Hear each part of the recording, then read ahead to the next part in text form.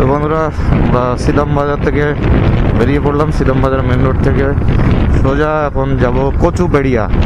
তো কচুবেড়িয়া ভেসাল পার হবো আমরা, কচুবেড়িয়া ভেসাল। তো তার আগে আমরা পেট্রোল পাম্প থেকে তেল ভরে নেবো। তো দেখবো যে এখানে 95 বা পাওয়ার আছে কিনা। যদি 95 পাওয়ার না থাকে তাহলে 100 টাকা তেল নিয়ে ওপারে পার হয়ে তারপরে অন্য পেট্রোল পাম্প থেকে তেল ভরবো।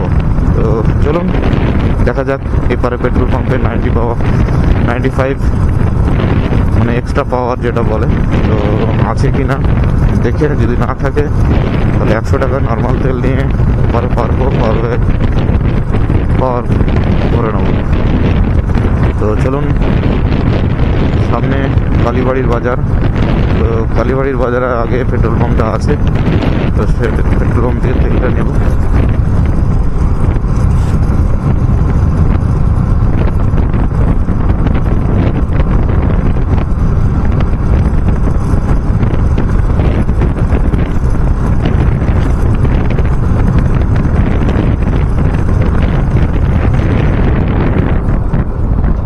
তো পেট্রোল পাম্প না, পাওয়ার নেই রে, পাওয়ার নেই, পাওয়ার তো নেই।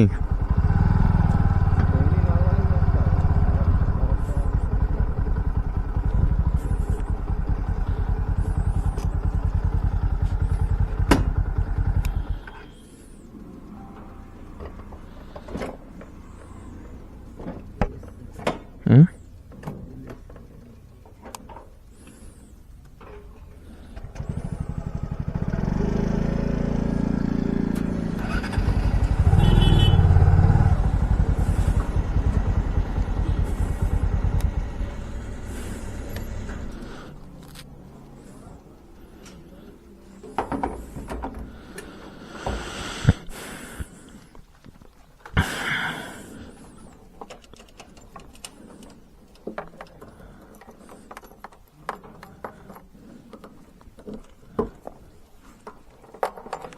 একশো টাকা দিন, পাওয়ার তো নেই।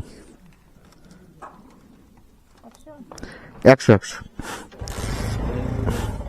অনলাইন হবে তো, অনলাইন হবে তো।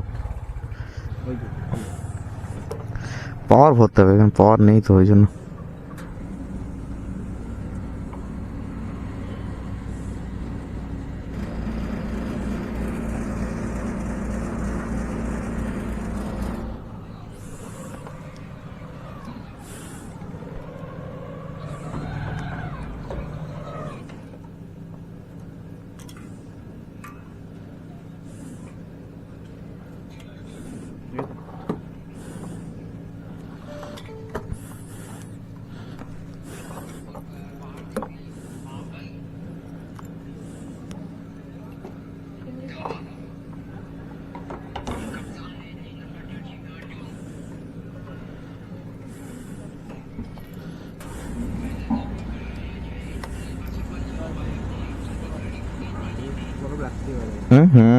দাঁড়ালে গরম লাগবে, দাঁড়ালে তো গরম লাগবে।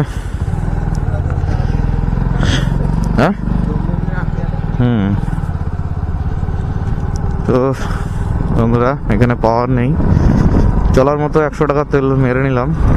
সাগর পার হয়ে পরে গিয়ে তারপরে পাওয়ার পারবো। তো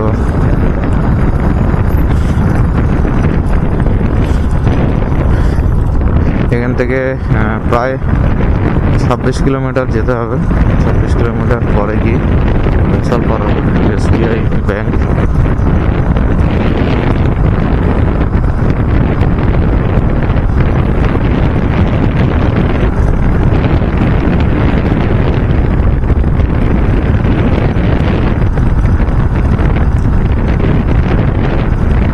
সামনে দেখতে পাচ্ছেন, হ্যাঁ কে দেবাশিসদা, দেবাশিসদাকে ফোন করেছিলাম, এখন শুকায়নি পুকুর, পুকুর শুকায়নি এখনো। এটা কালীবাড়ির বাজার সামনে।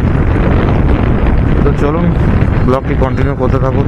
আমি আপনাদেরকে ফেরিঘাটে গিয়ে ফেরিঘাটে ভেসালের ওখানে যে দৃশ্য, ওখানে কত কী ভাড়া নেয় সবগুলো আপনাদেরকে জানাবো। তো ব্লগটি কন্টিনিউ করতে থাকুন।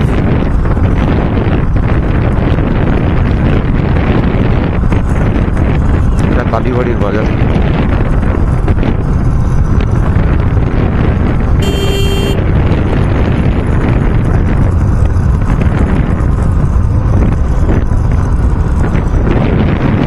মন্দিরগুলো দারুণ দারুণ দিকে আছে।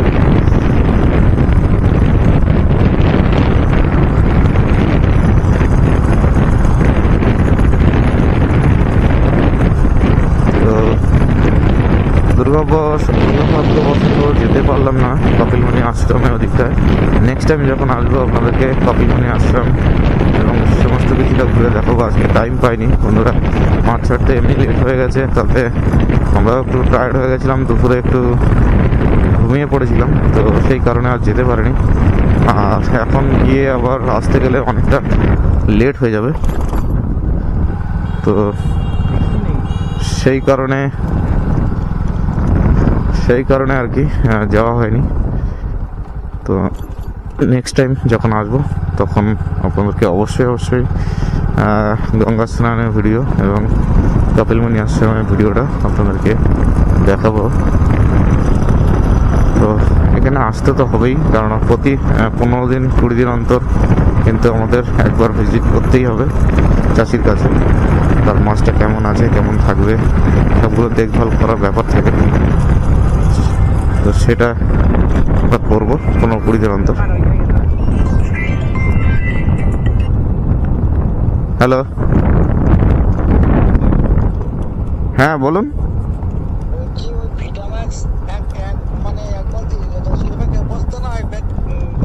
10 কেজি বালতি। আচ্ছা, ওর সঙ্গে কিং ফিশ হচ্ছে 2 কিলো বালতি বোধ হয়। হ্যাঁ হ্যাঁ, তাহলে কি ওই 10 কিলো বালতি আর 2 কিলোর বালতি আর 20 কিলো খোল, এটা কতটা জলে মিক্সার করবো? আমি কালকে যদিও 20 কিলো পুকুরে যতটা জল লাগবে সেরকম জলে মিক্সিং করবে, পুরো পুকুরটা ছড়াতে গিয়ে। পুরো পুকুরটা এই নিচের এই খণ্ডটা, মাছের সাদা মাছের খণ্ডটা। ঠিক আছে, 3 দিন হয়ে যাচ্ছে, তখন আসে ছড়িয়ে দিতে এখন। তো তোরও আসা ভালো মোটামুটি। ঠিক আছে, আমার একটু জানার জন্য ফোন করছিলাম।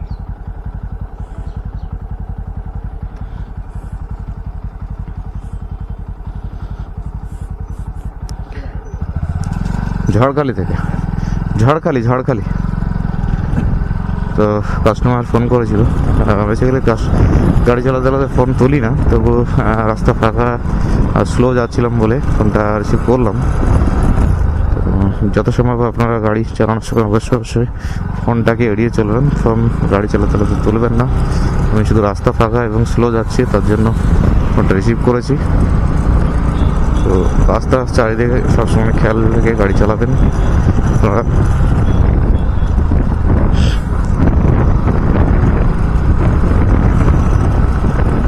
তো গাইস, আপনারা কমেন্টে অবশ্যই জানাবেন সাগরে আপনারা কারা এসেছেন এর আগে, কোথায় এসেছেন সেটাও জানাবেন।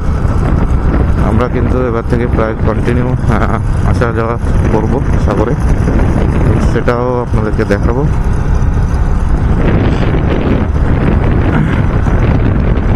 চলুন ফেরিঘাটে গিয়ে আবার দেখা হচ্ছে।